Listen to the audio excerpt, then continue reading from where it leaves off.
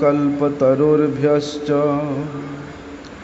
कृपा सिन्धुभ्य एव च पतितानां पावनेभ्यो वैष्णवेभ्यो नमो नमः। पतितपावन परम करुणामय परम आराध्यतम गुरुपाद पद्म नित्य लीला प्रविष्ट ओम विष्णुपाद परमहंस परिव्राजकाचार्य अष्टोत्तर शत श्री श्रीमद शिल भक्ति वल्लभ तीर्थ गोस्वामी गुरु महाराज के श्री चरण कमल में अनंत कोटि साष्टांग दंडवत प्रणाम करते हुए उनकी हेतु की कृपा प्रार्थना करता हूँ।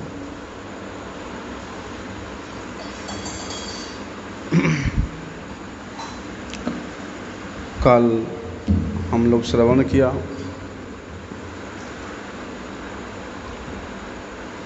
नारद जी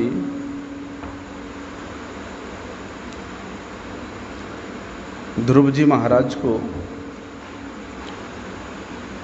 साधन करने का जो प्रणाली है, हरि आराधना करने का जो सिस्टम है, उसको उन्होंने ध्रुव जी को उपदेश दिया। क्योंकि जब तक गुरु चरण में प्रणत नहीं होगे और प्रणत शिष्य को श्री गुरुदेव भगवत आराधना करने के लिए जो निर्देश देते हैं, बल्कि वही निर्देश ही उस शिष्य का एकमात्र कर्तव्य हो जाता है पालन करने के लिए। इसलिए गुरुमुख के द्वारा प्राप्त किया हुआ जो उपदेश है, वही उपदेश ही साधक को भगवत प्राप्ति करा सकता है। इसलिए श्री नरोत्तम दास ठाकुर जी ने रचना किया है, गुरुमुख पद्म वाक्य चित्ते ते करिया ऐक्य हार ना करी हो मने आशा। गुरुदेव प्रणत शिष्य को जो निर्देश दिए हैं, वास्तव में जो शिष्य गुरु के निर्देश को उपदेश को अपने हृदय में धारण करके उसी के अनुसार ही वे भगवत आराधना करता है, तो वे अवश्य भगवत कृपा प्राप्त करता है। इसलिए नारद गोस्वामी जी भी ध्रुव जी महाराज को साधन के प्रणाली को सुष्ठु रूप से वर्णन करके बताया, और ध्रुव जी भी अपने गुरुदेव श्री नारद गोस्वामी जी के श्रीमुख से जो उपदेश प्राप्त किया था, उसको शिरोधार्य करके उन्होंने नारद जी का 4 बार परिक्रमा किया, और परिक्रमा करके नारद गोस्वामी जी ने जिस स्थान को निर्दिष्ट किया था, कौन से स्थान को, भगवान श्री कृष्ण के लीलास्थली मधुबन में जाकर के कालिंदी के किनारे में जमुना जी के तट पे साधन करने के लिए ध्रुव जी को निर्देश दिया था। तो ध्रुव जी ने गुरुदेव के निर्देश के अनुसार मधुबन के लिए प्रस्थान करते हैं। जब ध्रुव जी उस तपोवन के लिए जाते हैं, इधर नारद जी राजा उत्तानपाद के राज्य में प्रवेश करते हैं। वहाँ प्रवेश करके राजा जैसे ही नारद जी को देखते हैं, नारद जी का अभिवादन करते हैं, उनका सम्मान करते हैं, उनको पाद्य अर्घ्य के द्वारा पूजा करते हैं। उसके बाद नारद जी को एक सुंदर सिंहासन में बैठने के लिए उनको आमंत्रित किया जाता है। नारद जी सिंहासन में बैठने के बाद देखते हैं कि राजा का मन, राजा उत्तानपाद का मन बिल्कुल म्लान हो गया है, जैसे कि कोई विशेष गंभीर चिंता में है। चिंता में आदमी क्यों पड़ता है? क्यों उसका मुख सूख जाता है? अत्यधिक चिंतित क्यों होता है? या तो उसके धर्म का नाश होने से,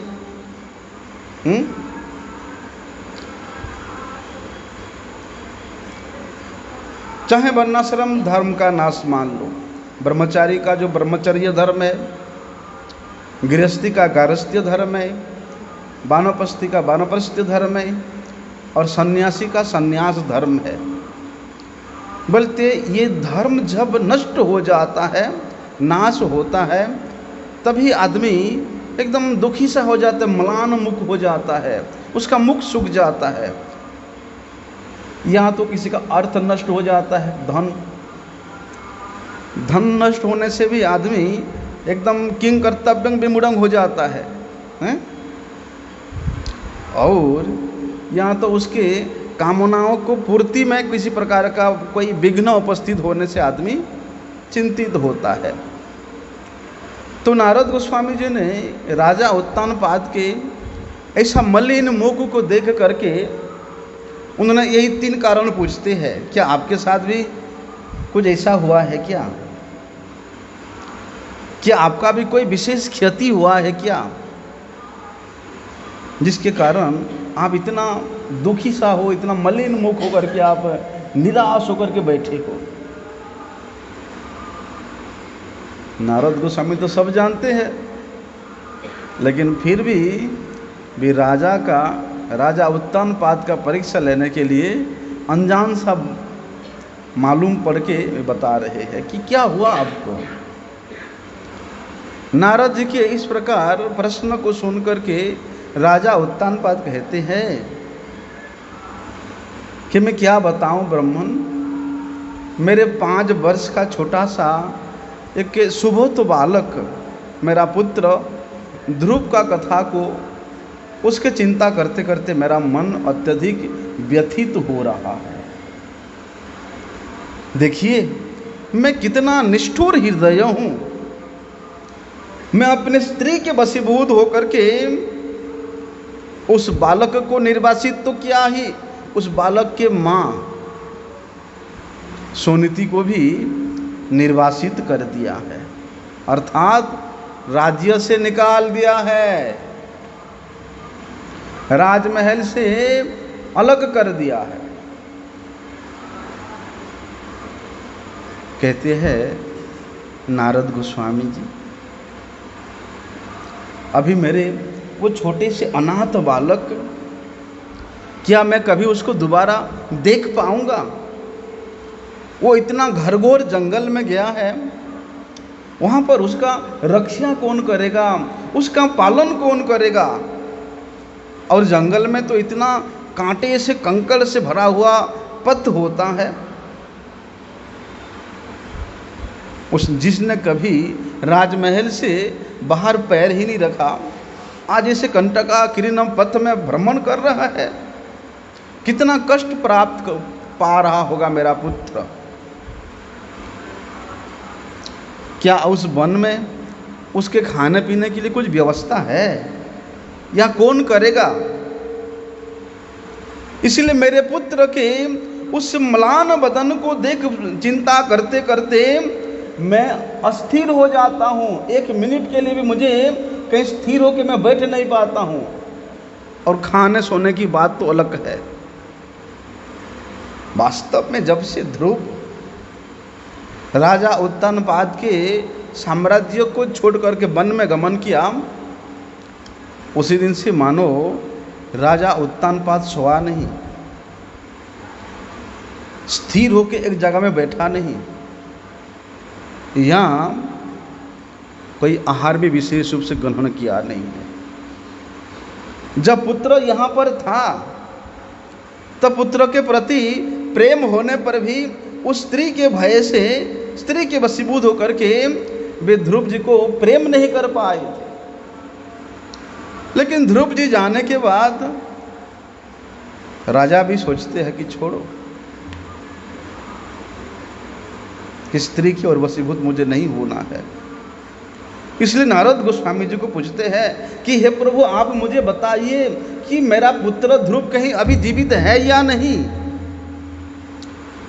उस घनघोर जंगल में मेरे उस बालक को, जो कि असहाय है, उसको जंगल के जो हिंस्र, सिंह है, शेर है इत्यादि हिंस्रक पशु कहीं उसको भक्षण करके शेष तो नहीं कर दिया है।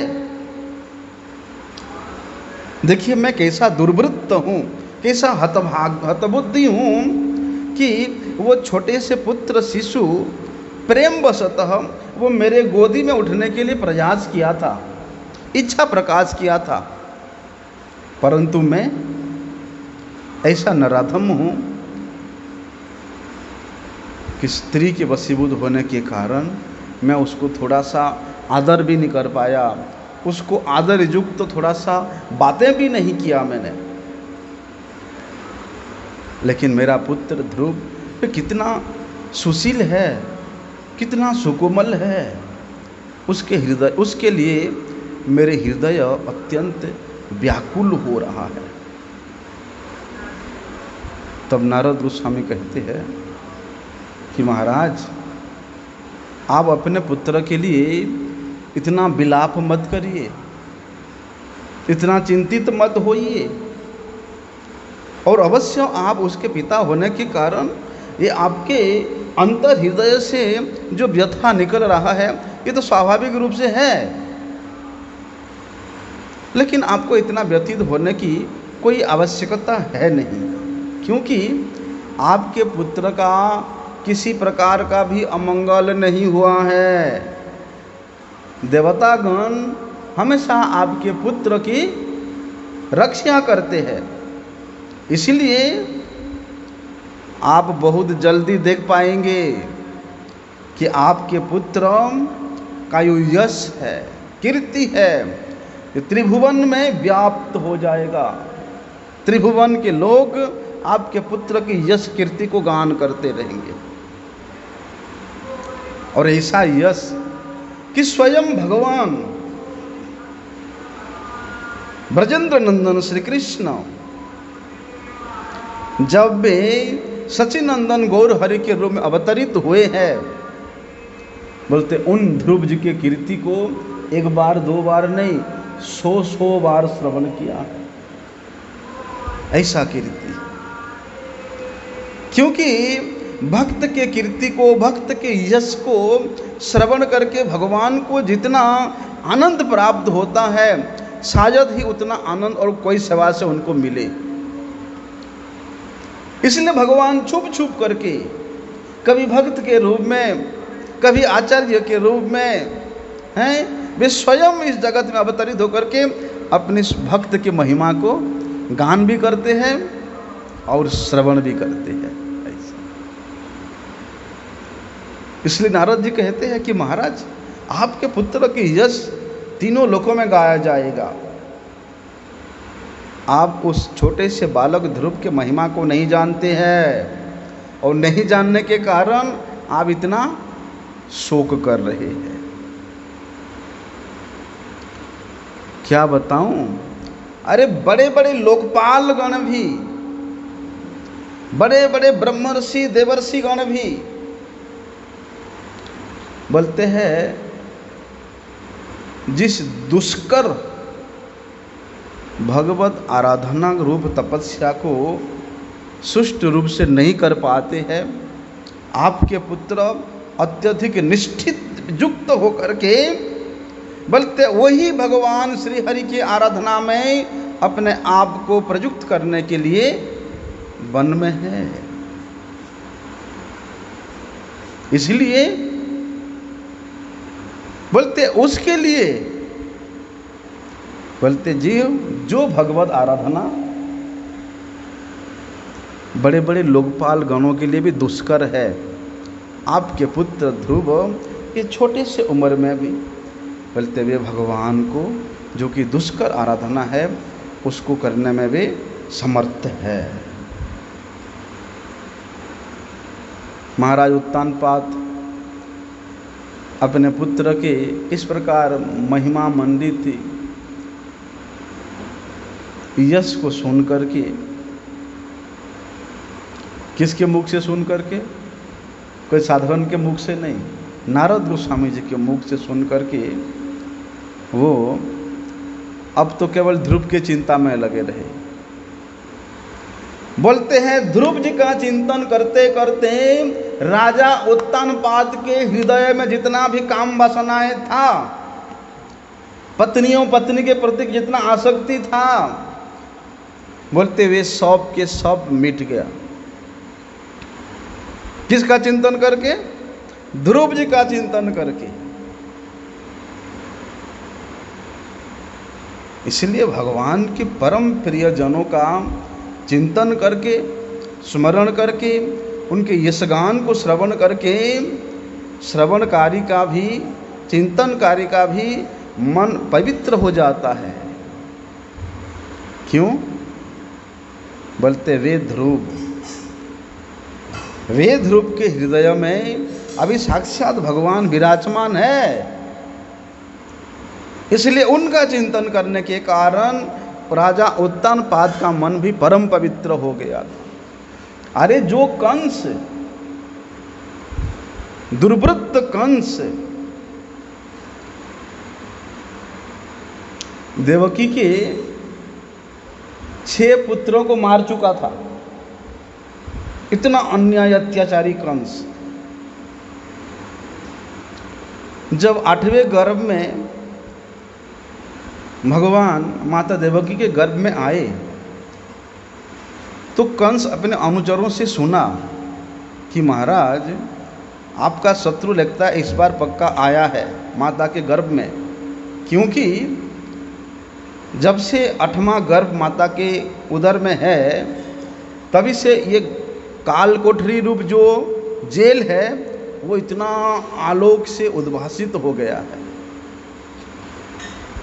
इसलिए ऐसे आश्चर्य को सुन करके एक दिन कंस भी देखने जाता है कि वास्तव में है क्या, और वहाँ जाकर के देखता है कि सचमुच जो काल कोठरी था, घोर घनघोर अंधकार था, आज इतना उजाला में परिव्याप्त है। तो कंस के मन में कोई ईर्षा नहीं हुआ, वरम वे अपने बहन देवकी के पास जाकर के बड़े सुंदर सुंदर बातें कहता है। कहता है कि देखो मेरा बुद्धि कैसे देवताओं ने हर लिया था, जिसके कारण मैं मेरे बहन के प्रति इतना शत्रुता किया, उसको मैं बांध करके जेल में डाल दिया, और यहाँ तो यहाँ वे माता के गर्भ की वंदना भी करता है। अरे जिसको मारने के लिए इतना उद्यत है, उसका प्रयास है, आज वहाँ जाकर के वही गर्भ का भी स्तुति कर रहा है, बड़े पंडितों जैसे बातें कर रहा है।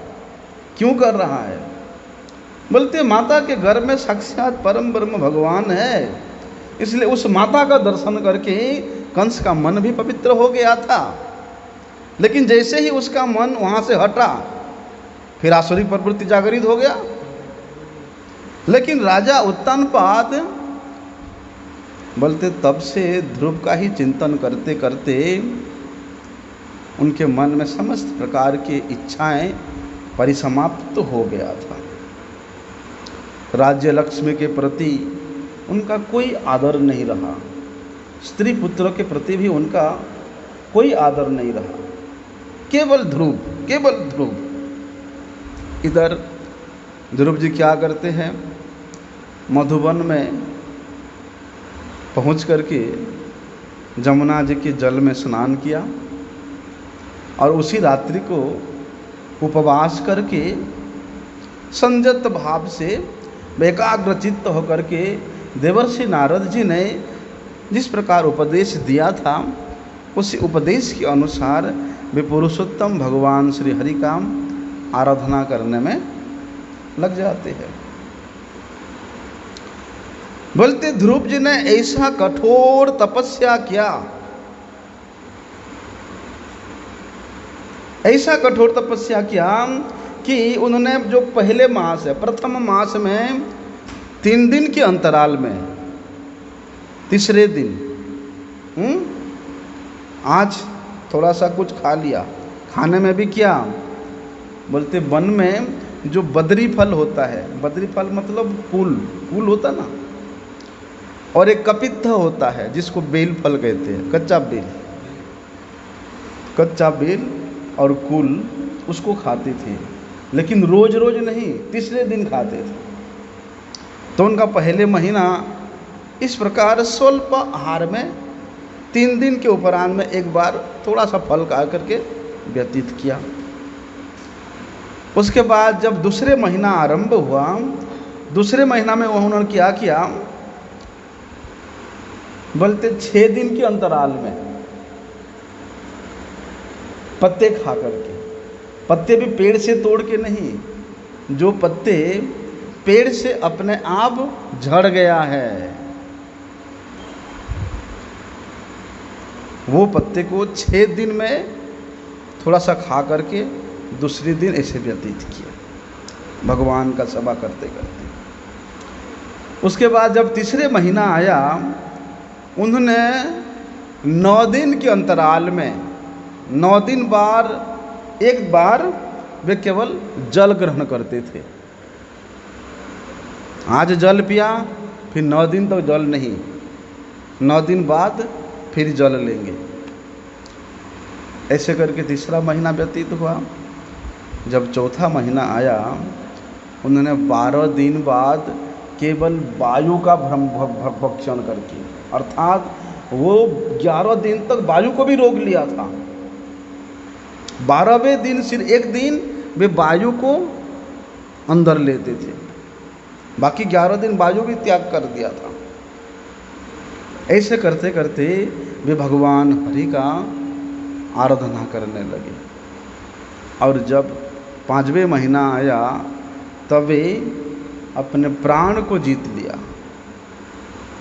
प्राण को जीत करके वे एक ही चरणों में, एक ही पग में निश्चल रूप से खड़े हो गए।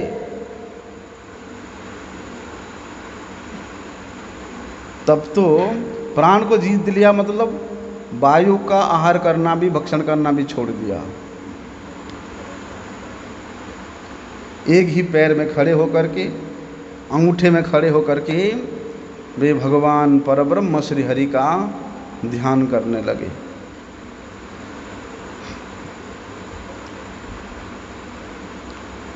बोलते हैं उनके प्रत्येक इंद्रिय, उनके चक्षु, कर्ण, नासिका, जिह्वा, त्वचा, ये जो पंच ज्ञानेन्द्रिय है, पंच कर्मेंद्रिय है, इनको विषय के स्वर से संपूर्ण रूप से अलग करके, विश्राम करके, इंद्रियों की चालना से संपूर्ण रूप से विरत होकर के अपने हृदय में भगवान श्री हरि को, भगवान के उस रूप को आकर्षण किया जिस रूप को नारद गोस्वामी जी ने वर्णन किया था। बोलते उस रूप का चिंतन करते करते, बोलते हृदय के द्वारा, हृदय के मध्य में उस रूप को आकर्षण करके ध्रुव जी अपने हृदय के अंतर में भगवान के उस रूप को दर्शन किया।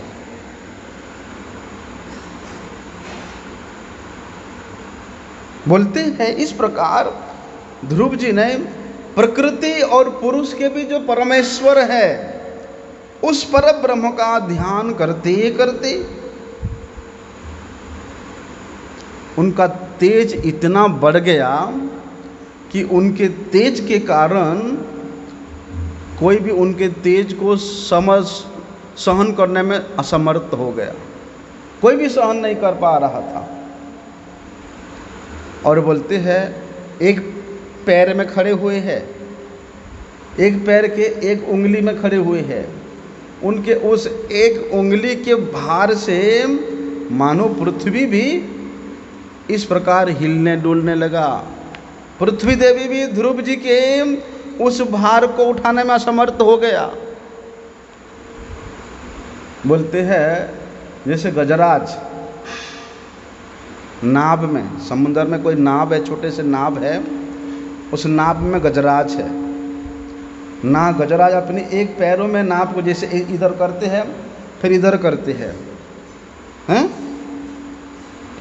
अगर गजराज उस नाव में खड़े खड़े एक पैर को इधर दबाए एक बार तो नाव कैसे होगा, इधर आ जाएगा, फिर दूसरे पैर को इधर दबाए तो नाव इधर आ जाएगा। बोलते ऐसे ही ध्रुव जी के उस चरणों की भार से पृथ्वी भी टलटलाने लगा, टलमलाने लगा, टलटलायमान होने लगा, पृथ्वी भी कंपमान होने लगा पृथ्वी। और बोलते हैं जब ध्रुव जी प्राण और प्राण के द्वार को संपूर्ण रूप से निरोध करके उस विश्वात्मा भगवान श्री हरि का श्वास को अवरुद्ध करके उस विश्वात्मा भगवान श्री हरि का, श्री विष्णु का सम्यक रूप में आराधना करने लगे, तब तो ध्रुव जी अपने सांस को बंद करते ही संपूर्ण लोगों का सांस बंद होने लगा। सांस बंद होने से, घुटन होने से क्या हाल होता है? बोलते स्वर्ग तक देवताओं का श्वास भी बंद होने लगा, अवरुद्ध होने लगा।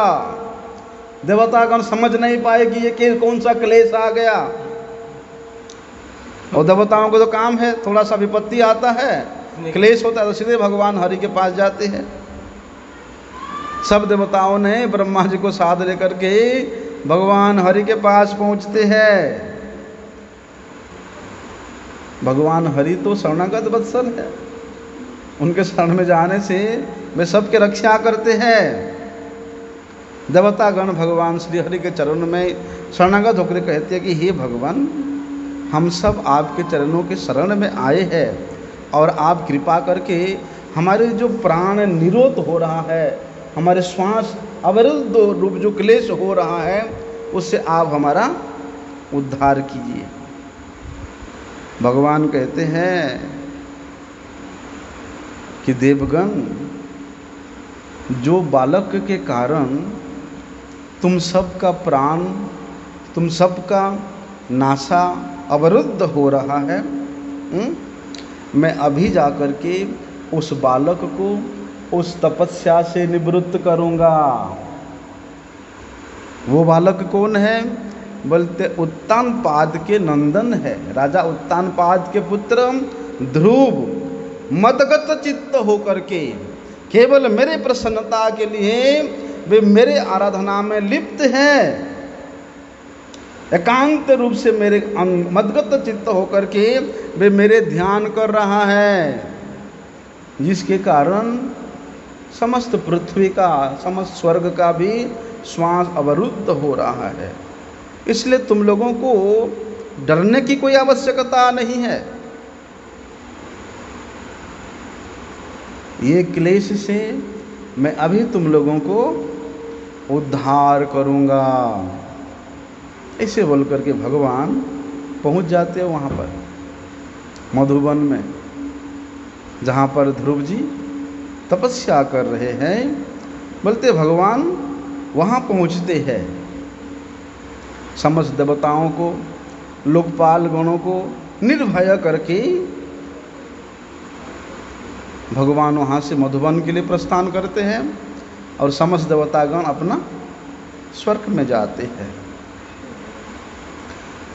बोलते हैं उस सहस्र शीर्षा भगवान नारायण अपनी भक्त ध्रुव का दर्शन करने का अभिलाषा लेकर के, ऐसा नहीं कि अपना दर्शन देने के लिए, भगवान ध्रुव के दर्शन करने का अभिलाषा लेकर के वे गरुड़ के पृष्ठ में आरोहण होकर के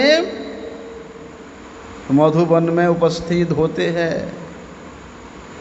वहाँ जाकर के देखते हैं कि ध्रुव बोलते तीव्र योग के द्वारा, ध्यान योग के द्वारा निश्चला बुद्धि होकर के आँखों को बंद करके वे भगवान के रूप का ध्यान कर रहा है। और ध्यान करते करते ध्रुव जी समाधि अवस्था को प्राप्त हो चुके हैं। ऐसी अवस्था में ध्रुव को उन समाधि अवस्था से थोड़ा सा विचित करने के लिए भगवान क्या करते हैं, अपने रूप का थोड़ा सा दर्शन उनके अंतरात्मा में कराते हैं। जैसे बिजली झट करके आता ना, फिर चला जाता है, ऐसे समाधिस्थ ध्रुव को समाधि से भंग करने के लिए बिजली मापी थोड़ा सा ध्रुव जी के हृदय में भगवान अपना रूप का विस्तार करते हैं। और भगवान के रूप का दर्शन करके ध्रुव जी एकदम चकित हो जाते हैं, क्योंकि भगवान तो अंतर्हित हो गए साथ साथ। ध्रुव जी चकित हो जाते हैं और बार बार प्रयास करते कि उस ध्यान के द्वारा पुनः उस रूप को दर्शन करें। लेकिन होता क्या है, जैसे ही ध्रुव जी अपनी चक्षु को उन्मीलन करते हैं, आंखों को खोलते हैं, वे अपने सामने भगवान श्री हरि को दंडायमान करते हुए दर्शन किया। भगवान श्री हरि ध्रुव जी के सामने विराजमान है। अभी ध्रुव जी सोच नहीं पा रहे कि मैं क्या करूं, संभ्रम हो गए, ससंभ्रम हो गए, और ये वे साथ भूमिष्ठ होकर के भगवान को दंडवत प्रणाम करते हैं। और भगवान के ऐसा रूप, ऐसा लावण्य, ऐसा सौंदर्य को देख करके मानो उनका नेत्र भगवान के उस रूप को पान कर रहा है। नेत्रों के द्वारा भगवान के रूप माधुरी का ध्रुव जी पान कर रहे हैं। मुख के द्वारा वहाँ दंडायमान होते हुए हैं, भगवान को चुंबन कर रहे हैं। बाहों के द्वारा भगवान को आलिंगन कर रहे हैं।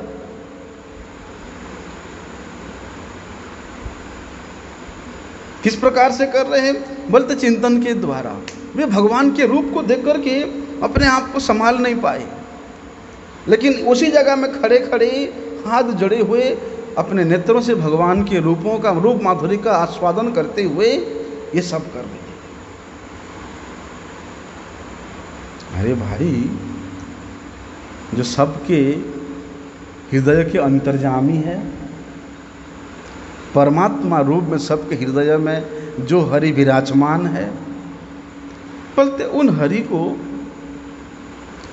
हरि के दर्शन करके ध्रुव जी उनका स्तुति करना चाहते थे, उनको कुछ बोलना चाहते थे,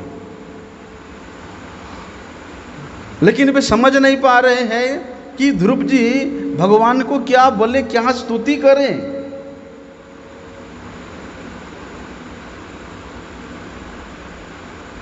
भगवान श्री हरि ध्रुव जी के हृदय के बात को, हृदय के भाषा को समझ करके उन्होंने क्या करते हैं, अपने शंख लेकर के ध्रुव जी के कंठ में थोड़ा सा स्पर्श करा देते हैं। बोलते जैसे ही भगवान अपने हस्त के द्वारा शंख को लेकर के ध्रुव जी के कंठ का स्पर्श कराते हैं, ध्रुव जी अपने जीवा के द्वारा भगवान का इतनी सुंदर स्तुति करते हैं। बोलते परमात्मा तत्व क्या है और जीव तत्व क्या है। जीवात्मा और परमात्मा के तत्व को उन्होंने इतना सुंदर रूप से अपने स्तुति के माध्यम से वर्णन किए हैं। सोच नहीं सकते छोटे से 5 साल का बालक ऐसा सिद्धांत पूर्ण, तत्व पूर्ण वाणी के द्वारा भगवत स्तुति। और ध्रुव जी का स्तुति स्तव इतनी हाई लेवल का है ना, इसको कोई साधारण व्यक्ति, ऐसे कि बड़े बड़े विद्वान व्यक्ति भी नहीं समझ पाते हैं, ऐसा स्तुति है। तो ध्रुव जी भगवान के सामने खड़े होकर के हाथ जोड़ करके भगवान से स्तुति करते हुए कहते हैं कि हे भगवान, बोलते ये जो अनंत विश्व ब्रह्मांड है, ये आपकी एक इच्छा मात्र से सृष्टि होता है और आपके एक इच्छा मात्र से ये आपके अंतःकरण में पुनः प्रविष्ट हो जाता है।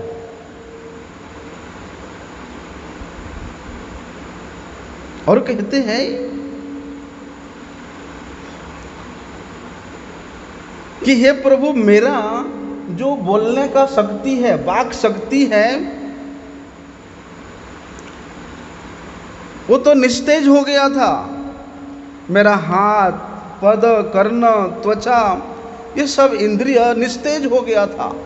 केवल आपके स्पर्श करने मात्र से वे सब पुनः संजीवित तो हो गया है। इसलिए हे भगवान, आपके कृपा से ही मैं आपका दर्शन करने को समर्थ हो रहा हूँ, आपके गुणगान करने को समर्थ हो रहा हूँ। इसलिए मुझ अबोध बालक का अगर कोई भूल त्रुटि भी हो जाए, आप कृपा करके मुझे क्षमा करना और आप कृपा करके मेरे नमस्कार को ग्रहण करना। ध्रुव जी वहाँ स्तुति के माध्यम से कहते हैं कि हे भगवान, आप अपनी ये त्रिगुणात्मक माया के द्वारा इस विश्व की सृष्टि करते हैं। किस प्रकार से सृष्टि करते हैं? बोलते सृष्टि करके उस विश्व के प्रत्येक जीव में, प्रत्येक कण में आप परमात्मा के रूप में विराजमान होते हैं। बोलते हैं जैसे एक अग्नि बहुत से काष्ठ के द्वारा ज्वलित होकर के अनेक रूप में दिखाई देता है, अलग अलग लकड़ी में अलग अलग रूप में दिखाई देता है, लेकिन है तो वही अग्नि ही है। इसलिए हे भगवान, ये अनंत विश्व ब्रह्मांड में जितना भी जीव जगत है, प्रत्येक जीव के हृदय में आप एक होने पर भी बहु रूप से, अंतर्जामी रूप से विराजमान है। क्योंकि प्रभु आप तो आर्त बंधु हो। आर्त रूप से जो आपको पुकारता है, आर्त होकर के जो आपसे प्रार्थना करता है, आप उसके समक्ष प्रकट हो जाते हो, उसके समस्त दुख को दूर कर देते हो और आत्मीयता से संयुक्त होकर के आप उसको परिपूर्ण रूप से अपने चरणों की सेवा में लगा देते हो। इसलिए आप आर्त बंधु हो। बोलते हैं जैसे कोई व्यक्ति सो करके उठता है, सो करके उठते ही उसको इस जगत के वस्तुओं का दर्शन होता है, अपने घर का, घर के व्यक्तियों का देख पाता है वो सो करके जब उठता है। लेकिन जब निद्रित अवस्था में होता है तब तो वो निद्रा में है, कुछ दिखाई नहीं देता है। लेकिन जैसे ही सो करके वे उठता है, उसके विश्व की जावतीय वस्तु साक्षात रूप से अनुभव भी होता है और दर्शन भी होता है। बोलते उसी प्रकार आपके चरणों में जो शरणागत है, वे आपके कृपा शक्ति के फल स्वरूप उसके हृदय में आपके तत्व का ज्ञान जागरित तो होकर के वे यथार्थ रूप से आपके स्वरूप को अनुभव कर सकता है। क्योंकि जब तक भगवत तत्व ज्ञान जीव को नहीं प्राप्त होता है, तब तक वे सो रहा है, घनघोर अंधकार में सो रहा है। क्योंकि उस तत्व ज्ञान, उस संबंध ज्ञान को प्राप्त किए बिना वे केवल आहार, निद्रा, भय, मिथुनांच सामान्य एतत् पशु भी नराणाम, बोलते पशुओं जैसा जीवन व्यतीत करता है। लेकिन जो आपके शरणागत होकर के, भगवत शरणागत होकर के भगवत तत्व ज्ञान को जो अनुभव किया है, वास्तव में वो व्यक्ति क्या सोते, क्या जगते, खाइते, सोते, जथा तथा नाम लय, प्रत्येक क्षण उसको भगवान का अनुभव होता है। वे भगवान का उपलब्धि करने में समर्थ होता है। कारण क्या बताया ध्रुव जी ने? एक ही क्वालिटी होना चाहिए, वो है शरणागति। क्योंकि जहाँ परिपूर्ण शरणागति होता है वहाँ पर सब कुछ लग जाता है, प्राण भी लगता है, अर्थ भी लगता है, वचन भी लगता है, शरीर भी लगता है। इसलिए जहाँ पर हमारी इंद्रियां लगती है, जहाँ पर ये संपूर्ण शरीर लगता है,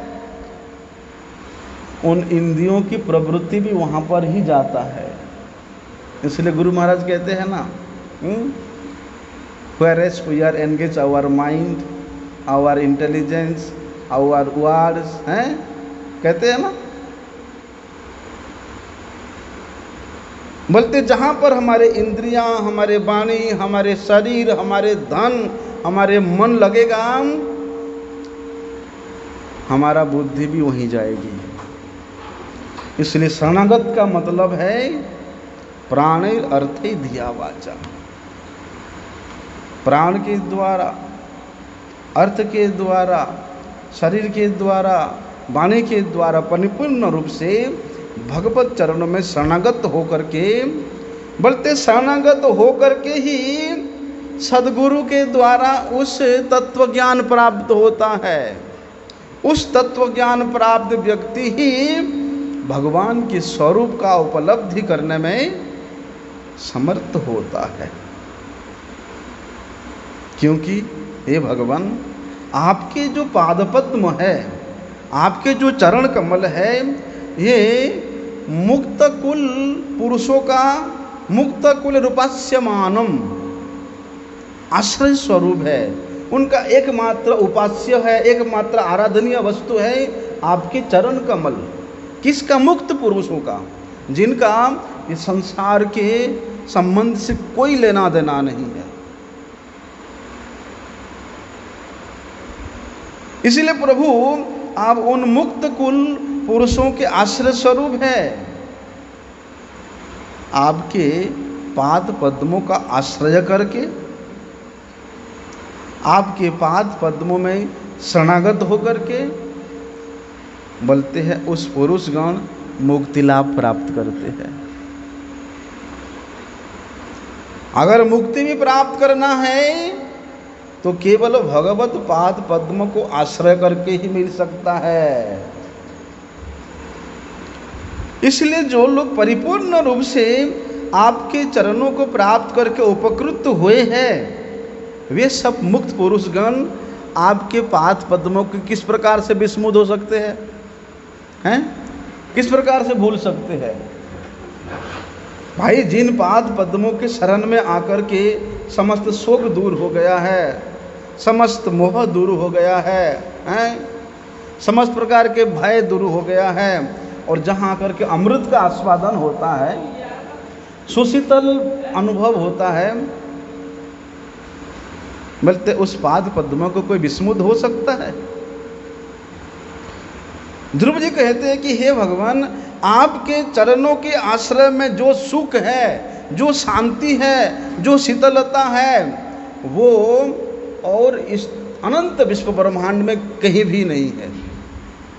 ध्रुव जी इस बात को प्रमाण करते हैं। क्योंकि भगवान आप वांछा कल्पतरु हो। आप जीवों के समस्त प्रकार के वांछा को परिपूर्ण करते हो। ऐसे कि उनके ये जीवों के ये जो जन्म मरण रूपी जो माला है, बार बार जन्म लेना, बार बार मृत्यु को प्राप्त करना, बार बार यहाँ त्रिताप में दग्धीभूत होना, ये जन्म मरण रूप माला से आप उसको मुक्त करा करके अपना भृत्य बना देते हो।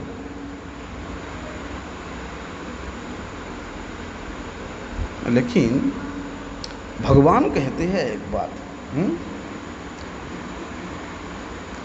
मैं अपना भृत्य तब बनाता हूँ,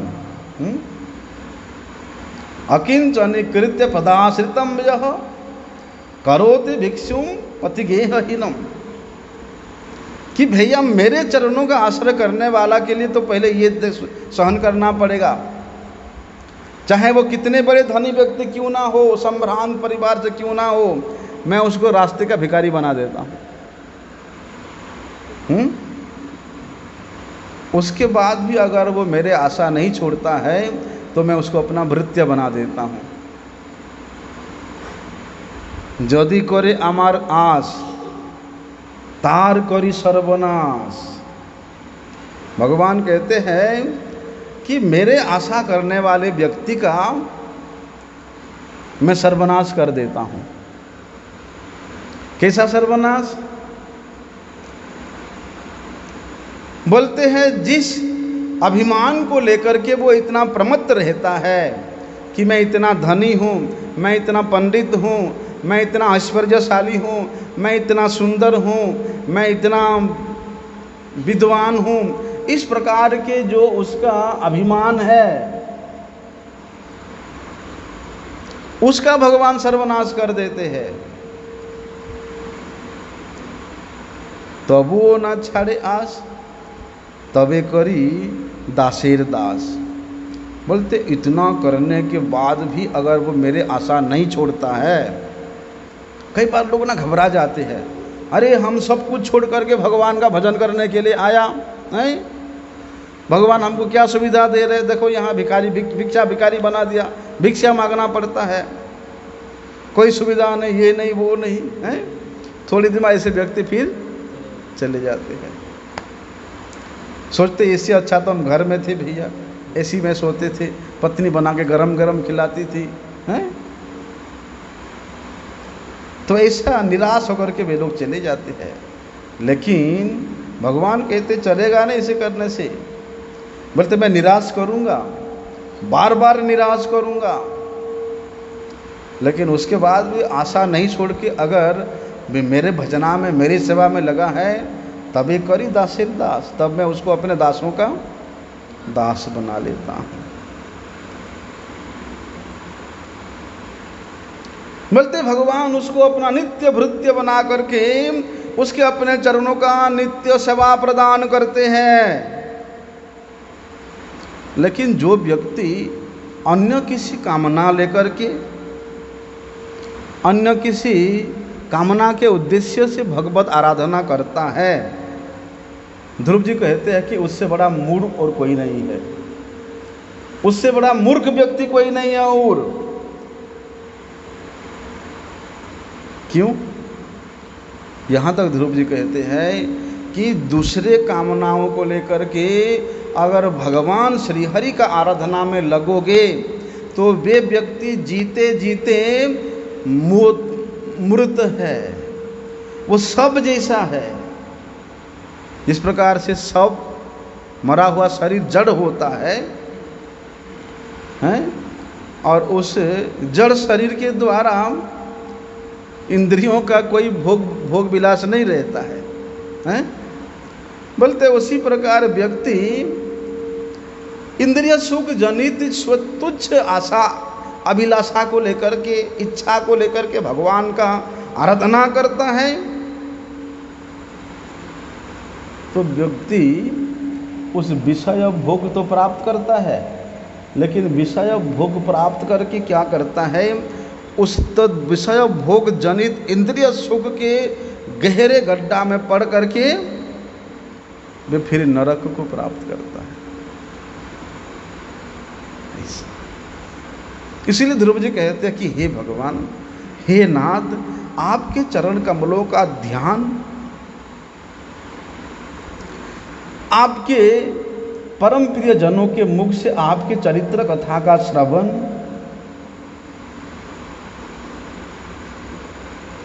आपके चरणों की सेवा में जो आनंद है, बोलते ब्रह्मानंद में, वो ब्रह्मानंद में उस आपके चरण सेवा रूप सुख के सामने, आपके परम प्रिय भक्तजनों के मुख से आपकी कथा रूप सुख के सामने, आपके ध्यान रूप परम आनंद के सामने ब्रह्मानंद तो वहाँ किसी गिनती में भी नहीं आता है।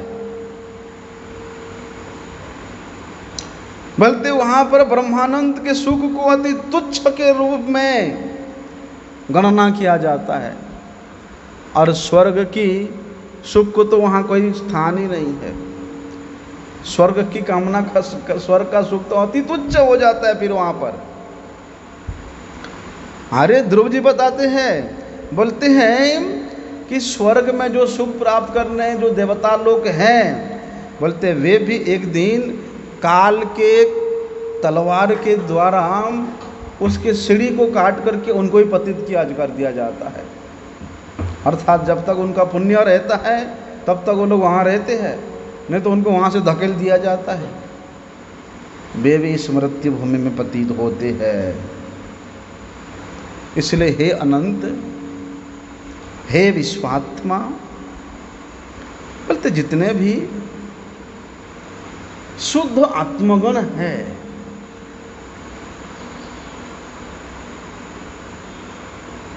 जो केवल आपके प्रसन्नता के लिए जिनका प्रत्येक कार्य है,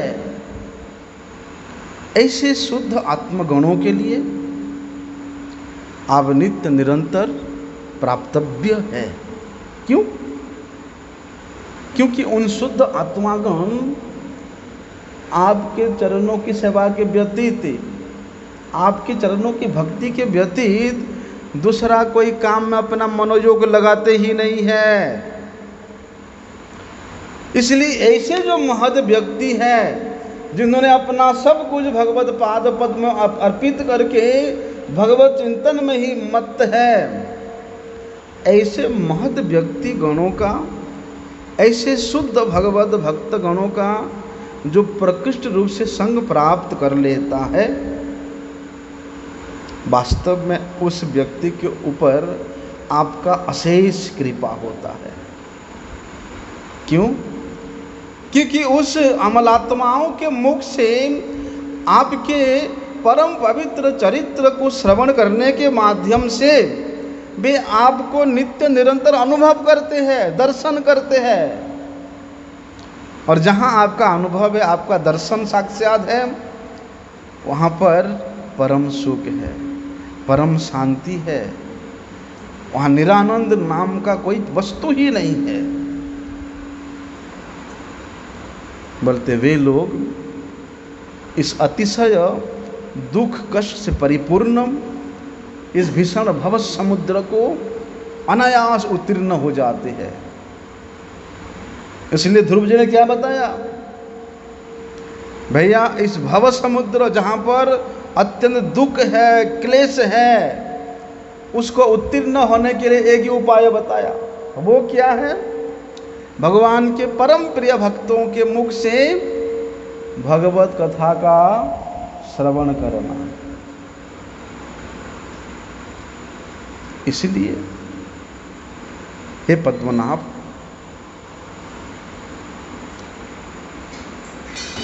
आपके पाद पद्मों में जो सुगंध निकलता है, बल्कि उस सुगंध के प्रति लालायित होकर के,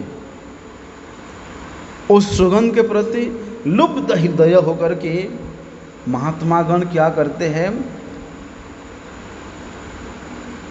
आपके कथा के प्रति विशेष लालसा युक्त होते हैं। क्योंकि ऐसे जो महात्मा गण हैं, उनके मुख से भगवत पाद पद्मों का महिमा के माध्यम से भगवत पाद पद्मों के जो सुगंध है वो श्रवण करने के नासा में प्रवेश करता है। कानों के द्वारा वो अमृत पान हो रहा है, बोलते हैं नासा के द्वारा भी, उस वाणी के द्वारा, अमलात्माओं के वाणी के द्वारा भगवत पाद पद्मों का सुगंध वाणी के द्वारा सुगंध नाग में प्रवेश करता है। और वे सुगंध बोलते साधक के चित्त के, मनुष्य के हृदय को एकदम परम पवित्र कर देता है। और जिसके नाक में एक बार उस सुगंध प्रवेश करता है ना, वो उस सुगंध की ओर भागता है। जैसे मधुमक्खी हैं, अगर किसी फूल में सुगंध है तो उनका नासिका सीधे वहां पर ही भागेगा। मधुमक्खी जिस प्रकार से उस सुगंध युक्त रस से आसक्त होकर के उदर की ओर प्रमत्त होकर के भागता है, उसी प्रकार भगवत पाद पद्मों के सौगंध को जो एक बार प्राप्त कर लिया बोलते वे उदर की ओर भागता है। वास्तव में ऐसा लोभ, ऐसा लालसा जागृत करने के लिए ही हमारा तपस्या है, हमारा साधन है, हमारा भजन है, हमारा साधन है। जब तक भगवत कथा के प्रति लोभ जागृत नहीं होता है, जब तक भगवत उस रस को आस्वादन करने वाले जो महात्मा गण है उनके प्रति हमारा लोभ जागृत नहीं होता है, तब तक तो भैया इस त्रिताप से मुक्त होना असंभव है। काल व्याल मुखग्रास त्रास निर्नाश हेतवे, बोलते जीव को इस काल रूपी अजगर सांप के मुख से त्राण करने के लिए ही तो भगवत कथा है। इसलिए उस भगवत कथा के प्रति जिसका रुचि नहीं हुआ, जिसका आसक्ति नहीं हुआ, जिसका लोभ नहीं हुआ, ध्रुव जी कहते हैं वो व्यक्ति जीते जीते मुर्दा है, मरा हुआ व्यक्ति है।